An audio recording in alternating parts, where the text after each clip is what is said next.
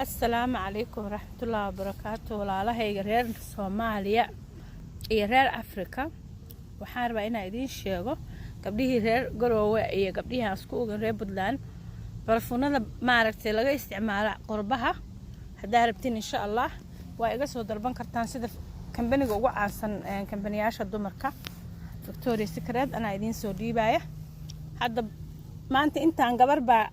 gift ii siisay markaan tagayay maanta intaanaan soo qaatay marka boorsadan waa cusub yahay barfuunkan iyo boorsadiisi iyo kan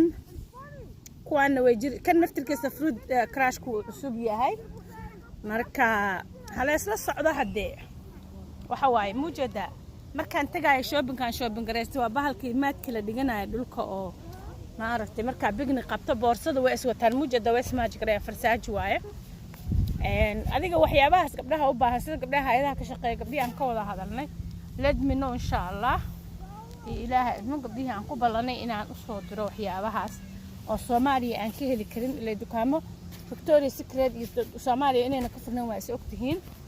marka insha Allah khayr baa idin dhaafo anigoo ah xasan musan wuxuu idin salaamayso idin jecel AKA Faalma Cali AKA Jina Boqor da u baahan tahay Victoria's Secret ama neem maxaa la dhigi jiray waxyaabaha wadanka laga helo let me know oo aad tahay qof ma aragtay diyaar oo business